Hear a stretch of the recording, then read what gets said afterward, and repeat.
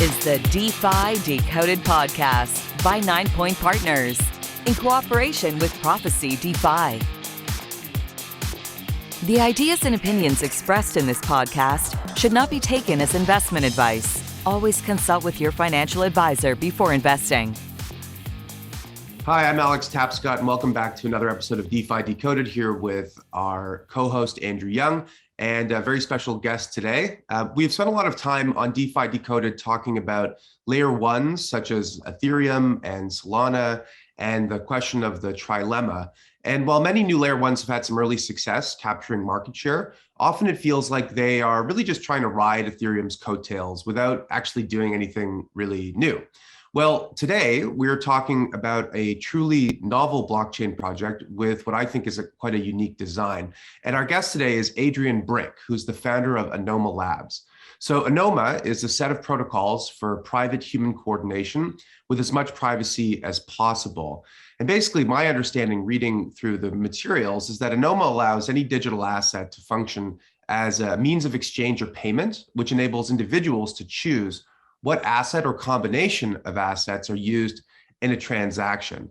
This is kind of significant because most blockchains focus on what are known as unidirectional transactions. You know, I trade one ETH for your NFT. Anoma is different in that it enables many parties privately to transact in what amounts to like a form of barter system that could be as convenient but much more private than using money. And you know, if you think about that and sort of tease out what that means, the end goal of this could ultimately be the disruption of money itself, which was created to solve the problems and limitations of barter. And to me, that's quite an interesting concept and one that's really worth exploring in more detail. So Adrian, welcome to the show. Glad to be here. So tell us a little bit about your start in this industry. We're always curious to know how founders ended up, taking the dive into the world of crypto. Yeah, I started in sort of a strange way, I think. I wrote my graduate thesis in 2016, 2017, and I was thinking about, how do we have decentralized elections? So how do you have censorship-resistant elections? Because at the time of the Arab Spring, the Qatar independence movement, and central governments seem to crack down on physical elections being organized for secession movements, right? And so I focused my thesis on building censorship-resistant e-voting systems on Ethereum, because Ethereum was the only thing available at the time. Because you can do these kind of things actually, because passports have RSA keys, so cryptographic keys embedded in them with which you can sign.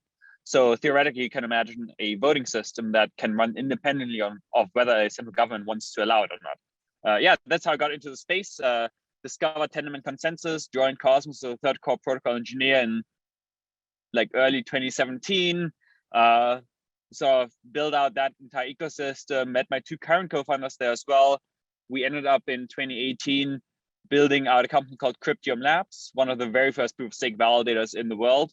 I think at the peak, we probably had $500 million under management. This is also why I ended up in Switzerland, because where do you want to run a secure validator with lots of money on hotkeys? Well, the Swiss Alps historically seemed like a good idea. So we set it all up on physical hardware here. Funny anecdote on this, actually. We are the only military grade, or we used to be the only military grade validator in the world, I think. Because it turns out that the data center we're in is part of the critical infrastructure for Eastern Switzerland. And so every 3 years, the Swiss military rolls tanks in front of the data center to defend it, which is quite interesting. So I rocked up one day and I was like, oh, wait, that's a lot of guns here. I wonder why. Yeah. So anyway, this is sort of that's Etheruem Labs. Then we did a bunch of core development, became the second core dev team on Tezos. And really in the middle of 2020, we were a team of 15 people. We built the company around the thesis that, the people that know how to build, extend, and maintain base layer protocols are going to do well in this industry. If this works in practice, these people are going to do well. It wasn't clear how, right? Like, we didn't care. We focused on building cool cryptography, doing cool protocol research, distributed system stuff.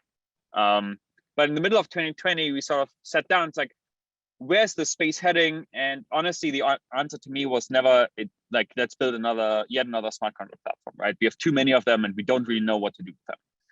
And I'd always wanted to get digital private asset agnostic cash that I can use my phone to pay at a merchant in San Francisco with Bitcoin with the same privacy guarantees as if I use cash. And out of this idea came Anoma. We integrated a bunch of sort of bartering stuff that Chris had worked on for OpenSea. So there's a backend protocol called to OpenSea called the Reinventing protocol that he wrote because it was bought in 2018, which now settles the majority of all ETH traffic. I think it's the single most used protocol on Ethereum at this point. Yeah, and then we sort of amalgamated this, wrote the white paper in 2020, and now we are 40 people. We're going to launch a network, not mainnet Anoma. We're going to launch a small sister network later this year, and then probably mainnet Anoma early next year. That's fascinating. So tell us a little bit about how running decentralized elections as a concept plays into to this idea of privacy in economic transactions and economic coordination, because I think that's an interesting leap, and I'd like to sort of explore that a bit more. Yeah, so it wasn't, I mean, you need privacy for elections because you have obvious problems if you aren't private in an election, right? You ideally also want receipt freeness because if you aren't receipt free, you can sort of have obvious bribing attacks. I think people really underestimate the utility of privacy guarantees. We want privacy for pretty much all things we do in life. Like, I think no one would really be comfortable with your election, like your votes being posted online all the time. No one would really be comfortable if the entire bank was a transparent database that anyone in the world could read. And yet in the blockchain space, we sort of historically have built only these transparent systems. And sort of a lot of people have sold this as a good thing, which to some extent it is. Like, I think it makes a lot of sense for large corporations and governments to be very transparent to its people. But individuals really need privacy guarantees in order to level the playing field, right? You can think of individuals being private as leveling the sort of balance of power where large corporations can't exploit you because they don't have access to your data. Like sort of an interesting result, which I think very few people think about when they think about privacy is, do you know the reason why Facebook can put you into like your own little filter bubble? It's not because like they are magic or anything. It's because you give them all this data for free. And so they can just like run mass surveillance tech that exactly figures out what appeals to you. So one way to fight against filter bubbles is to give people privacy tech, because as soon as Facebook stops having this data, they can't put you into filter bubbles anymore. Yeah, so I think privacy is fundamental to everything we do, and pretty much people that believe that this will survive without privacy being inbuilt into it, I don't think they're thinking far enough. They're thinking like DeFi pumps next 6 months, but not like what the space looks like in 5 years.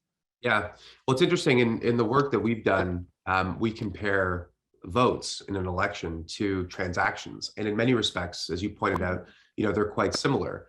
When you vote, it's important that your vote is counted for the person who you voted for, that it remains private, but that it can also be verified after the fact or audited. So there needs to be, an immutable record of that. And in many respects, that's also true for transactions. Reading through your materials, and I know Andrew wants to jump in as well, what I found really interesting was this idea of the origins of money. And, not to get too historical or philosophical, but this idea that money existed to solve a problem of coordination, which is that barter is sort of limited in how you can transact, because, two people can have different items, but they're not fungible. And so how do you trade them? You need some sort of like medium of exchange.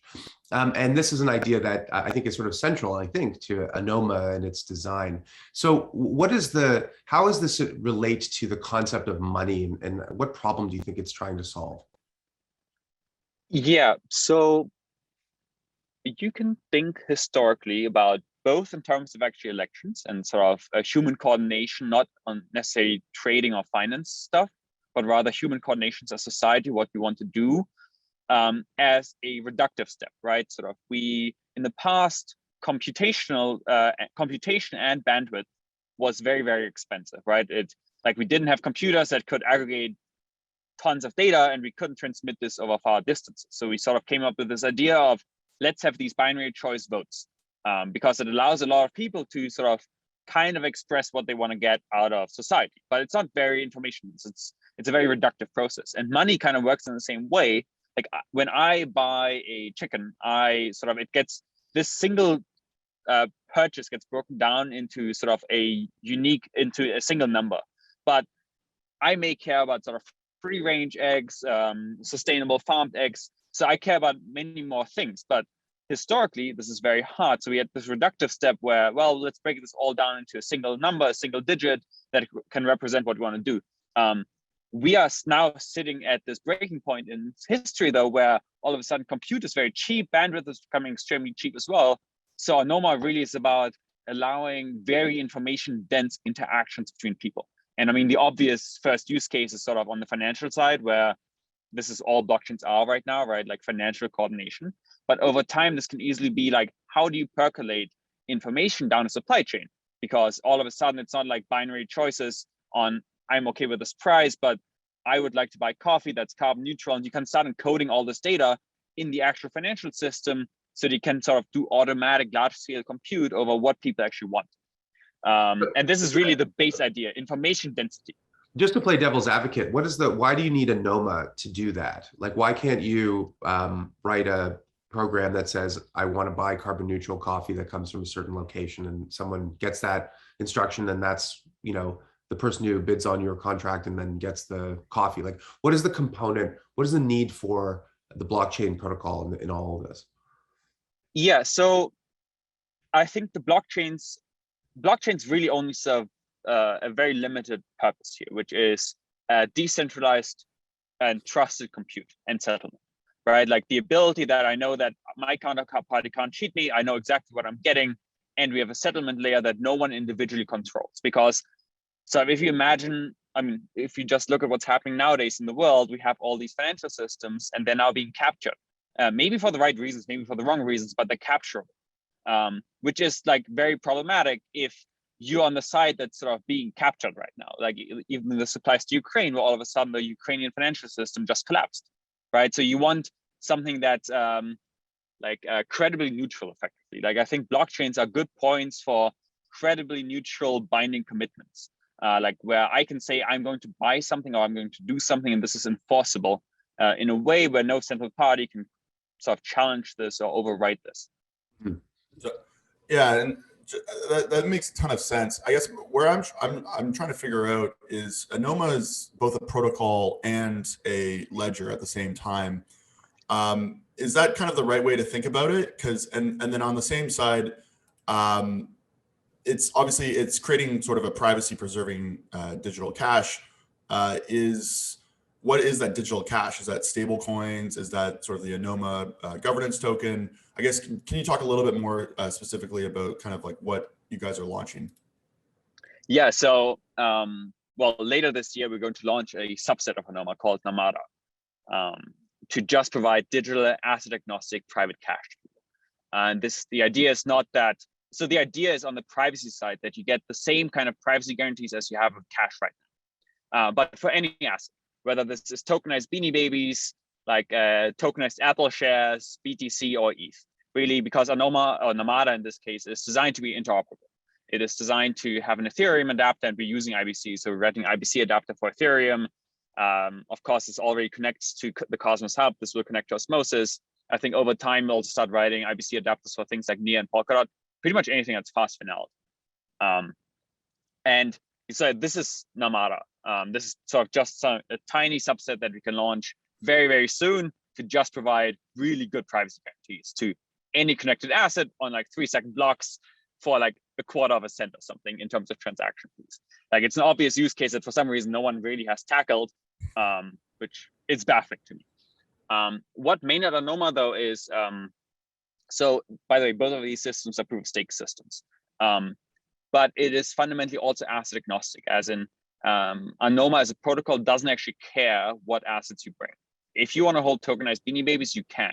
If you want to like do all the commerce and only want to hold those, it's fine. Like as a protocol, we shouldn't take a stance on this. So Anoma wants to just be a platform for human coordination where you can have a bunch of privacy preserving circuits and people can sort of very flexibly interact with each other. Because one of the really big advantages that Anoma has, one, it's fully front-running resistant due to Fervio, as in you don't have MEV, like MEV is not a problem. And two, you can have thousands of people to a single transaction. So when you think on, in Anoma, you have something called the intent, gossip, and matchmaking system, which you can imagine this as a large soup of intents or partial transactions that float around that aren't settled necessarily on chain. And they can be things like, I want to sell some Bitcoin for some ETH at this limit price, right? And then someone else can look at this intent and go like, oh, I kind of like this. I want to take the inverse to this. But you don't even need necessarily the inverse. You can also have like, Andrew, you have BTC, 1 ETH, I have ETH and 1 dot, and Alex, you have dot and 1 BTC. None of these three are actually combinable on chain, but if you take all three together, you can settle them and everyone gets what exactly they want afterwards. And I just have to make one last addition because this sort of seems like very DEXy, right? Like this is a DEX. It's not. The protocol doesn't actually know what a price is. It's just code. So you're like, intents are just wasn't that you're trading for each other. And they can say things like, I want to trade an asset if the weather is nice in Berlin and if the CryptoPunk was owned by some famous celebrity.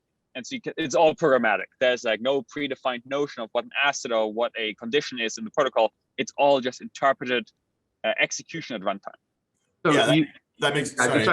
I want to hop in quickly because you said it's not, it's like, it sounds like a DEX, but it's not a DEX. But at the same time, you know, what we're basically doing is creating liquidity in assets where none otherwise would have existed, right? Which is kind of similar to, you know, what an AMM would do for, you know, a bunch of small liquid assets by creating, you know, a liquidity pool for them. The difference is that you're not trading it for, you know, it's not just a pool for, you know, one token against ETH. It's a coordination way to connect to many different assets. And I wonder, like, it sounds great in principle, but in practice, like, isn't there a limiting factor of just liquidity? Like, how exactly does that work? You know, if someone's the only person with the tokenized Beanie Baby and the other person, one person's got ETH, which is super liquid and super fungible, and another person has some token that's maybe somewhat fungible, like how does this coordination mechanism, like, isn't it limited by the demand for the illiquid stuff? Maybe I'm just not quite getting it. Yes, I mean, if there's no one else in the world that wants to like exactly like do business with you or has sort of an inverse desire that they want to achieve, then you have this problem.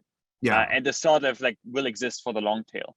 But the nice thing here is that it's just very flexible in the sense that as long as there's some sort of route via which people can like be satisfied. So yes, if you're the only person holding a token as Beanie Baby, this is a problem. yeah. But you have this problem in any market, right? Right. Anoma, I mean, this is sort of an interesting question. How do you bootstrap these kind of systems? What kind of assets do you focus on in the beginning? What kind of use cases do you focus on in the beginning to like start bootstrapping this liquidity? Well, I guess the question is, like, there's also this issue of, you know, right now all these different blockchains are siloed and there's all these interoperability, you know, solutions like bridges and so forth. But, you know, there could be, you might not know it, not to use this Beanie Baby analogy again, but you might not know it, but, you know, within a certain silo, there's no liquidity for that thing, but there might be somewhere else. And so you need a way to connect everything together, basically, right? Oh yeah, this is actually maybe very important. We're not building an interoperability protocol. I think most interoperability protocols are doomed to fail. Because they don't make that much sense. Like, if you want to connect near to Polkadot, you don't need a third party that like moves some data for you. Because just like an efficient light client with a Merkle proof on either side, and you just it's just a trustless bridge between those two things. And I think this is honestly where the ecosystem is going to be heading. Like, we'll all look at this as like one large soup of fast finality blockchains that all have trustless bridges to each other. We won't have these systems where like, oh, we have like a third-party custodian that like routes some data or some money for people. This is sort of a really, really nice thing about blockchains, which wasn't available until like 9 months ago when Chris finished IBC. Oh yeah, so like my co-founder is Christopher, who wrote IBC. So we're using IBC as a result. Yeah, we're big supporters of the Cosmos ecosystem. We've had Ethan and a number of others on the podcast. Like everybody's using, I mean, it's weird. Like, I didn't know that going into this, but then it's like, oh yeah, another thing connected through IBC. It's fascinating. No, like, honestly, I would expect, I mean, a bunch of people are still trying to build like these bridges and trying to sell tokens for bridges. My assumption is that sort of the next 3 years this all goes away, because if you near and you want to connect to even like Flow, it's both fast finality blockchains on either side with efficient light clients. You can just use standardized on IBC, because IBC doesn't care. Like, it's a data encoding protocol. It's not like, it has nothing to do with money or token. It just, how do you encode a proof of like a Merkle proof in a packet. Yeah. So yeah. I mean, it's good timing, obviously, also with the Ronin bridge. For everyone that doesn't know, somehow, $625 million hack of the Ronin blockchain bridge yesterday, which is, I think it's the single largest hack in DeFi, if you consider bridges as DeFi, which you can sort of consider them. I wanted to come back to, because obviously a big part of this is privacy preserving, but privacy preserving doesn't really work if you don't have scale. And so I'm just kind of curious, how are you guys thinking about building scale on day one so that the privacy preserving sort of properties of the tech actually sort of work? Yeah, I can sort of give you a little bit of an insight here on the multi-asset chill pool. So the multi-asset chill pool is very cool. It's because you have a unified privacy set for all assets. Sorry, too much Coke. So you have a unified privacy set for all assets. Meaning that to an external observer, it's indistinguishable whether you are moving like an ETH or USDC or even a CryptoPunk around. It's just this large hidden privacy set of all assets that are within it, which means that like very illiquid assets or for which there aren't a lot of transactions actually manage to hide, like benefit from all the USDC transactions that could be going on. Of course, it's always a challenge. How do you bootstrap such a privacy set? Because this kind of privacy set is actually a public good. So how do you bootstrap this kind of public good? The nice thing is we've come up with a new zero-knowledge circuit that allows you to sort of earn inflationary rewards based on how long an asset remains within the shielded pool. And so different assets can have different incentivization rates, meaning, and you don't lose privacy for those assets. So it's a slight privacy trade-off, but it's still very, very good privacy, as in, for example, you can move an ETH into the multi-asset chill pool that we're deploying on Namada, and if you leave it in there for a month or a year, you earn rewards proportional to how long it was in the shield. But the nice thing is you can still send it around, and like when you send it to someone else, you can withdraw the accumulated historic reward so far, and then send it onwards to someone else, and that other person automatically, without ever having to do anything, starts earning rewards on the assets that they hold in the shield pool, which I think is the first time in the world that we have an incentivized system to like incentivize people to hold assets within a shield pool. Yeah, that makes sense, because I was trying to figure out if it's a totally peer-to-peer system, and then it is kind of in that way slightly almost like a peer-to-contract system, because you're incentivizing people to essentially hold assets in the shield, which kind of allows you to build up the scale necessary. Because if everything's instantaneous, you would need tremendous amount of users to make things work, especially as you go with sort of multi-asset at the same time. Yeah. One question I had was sort of more on how are you guys thinking? Is your strategy on sort of, I guess, are you taking a user-centric strategy or a sort of developer-first strategy? I think it's a bit of both. Even though I think we're tilting more towards the user side. So the way we're building out, so Heliax is the development company behind Anoma. That's sort of the first dev team that's working on the Anoma protocol. And I think we are taking the view that we should build a fairly vertically integrated product stack that people not only get a blockchain and sort of in the hope that someone else does something useful with it, but rather that end users can immediately start using these bridges, have wallets that are available to them, which they can use in order to also move assets across the bridge. But over time, I mean, Namada itself, so the blockchain we're launching later this year, won't necessarily be user programmable yet. This may happen as a governance upgrade later on, but mainnet Anoma certainly will be.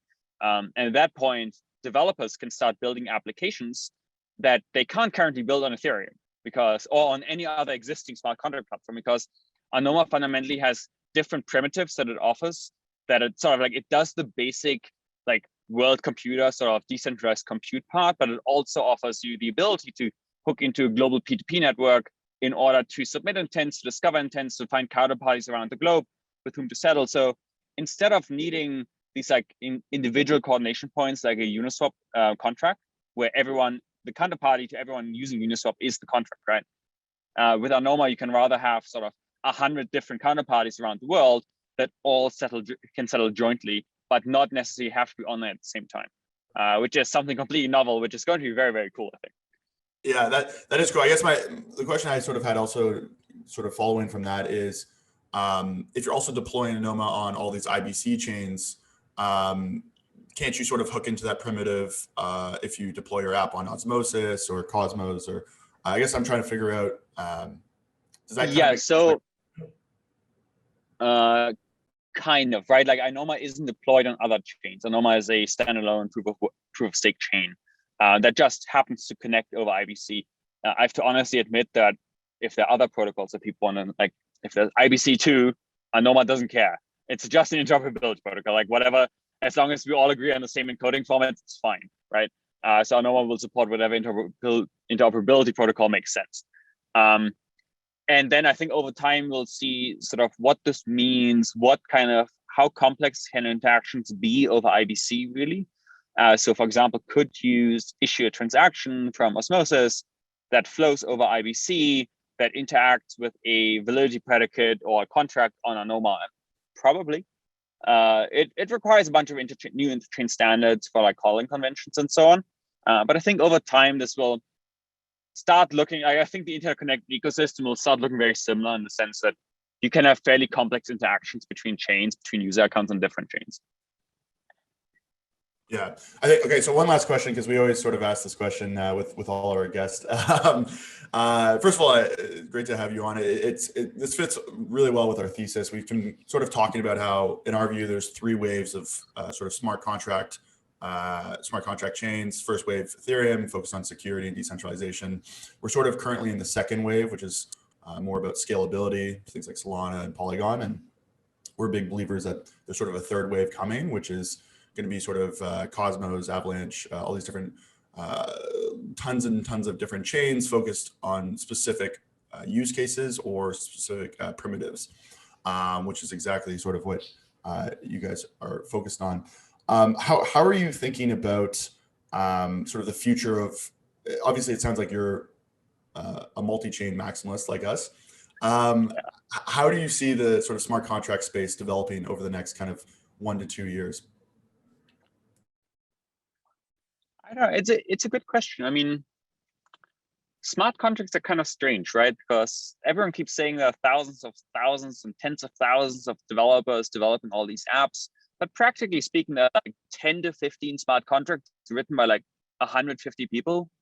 I mean, we keep saying that like there are thousands of contracts being deployed, but practically speaking, when you look at the actual usage, it's like the same 10 to 15 contracts or so. So I'm not actually entirely sure that like people like my parents will need smart contracts as much. I think the much bigger wave in the next couple of years is actually going to be privacy tech and really figuring out how we can like use these decentralized compute platforms to deploy zero knowledge proofs in order to give you scaling guarantees, to give you privacy guarantees.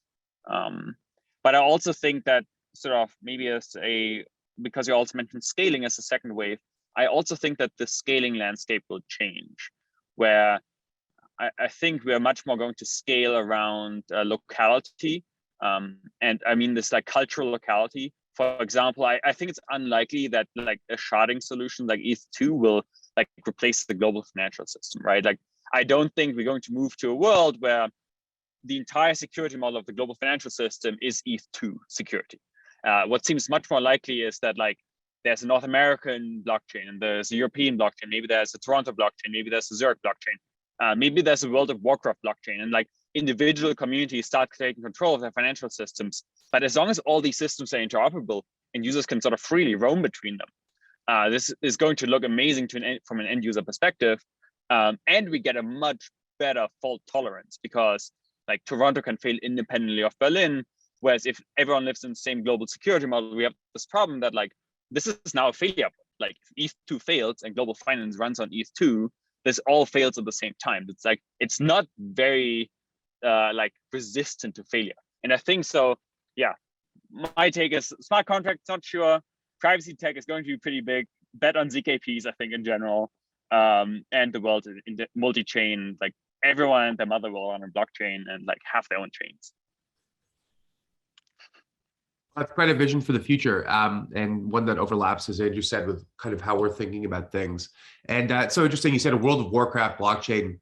Next week, Andrew, I think we're going to talk about blockchains for prediction markets, a very unique sort of application set that has really big consequences and use cases. So it's actually kind of a good segue to jump into that next episode. But Adrian, thanks so much for joining us. It's a great discussion. Really enjoyed learning about Anoma and your path to developing this very interesting new project. If people want to find out more about the project, about you, is there some place they can go? Twitter, tell us where. Yeah, so go to Twitter, at Anoma Network. Eventually we'll be at Anoma. Currently trying to get the Twitter username. If you can help, let me know. And you can also find me on Twitter at Adrian_Brink. Also go to our website, anoma.net. And we're going to be launching a blockchain sort of August, September. So if you're interested in multi-asset privacy, come check it out. Great. Thanks so much. That's it for this episode. Take care, everyone. Bye. The information contained herein does not constitute an offer or solicitation by anyone in the United States or in any other jurisdiction in which such an offer or solicitation is not authorized, or to any person to whom it is unlawful to make such an offer or solicitation. Prospective investors who are not residents in Canada should contact their financial advisor to determine whether securities of the funds may be lawfully sold in their jurisdiction.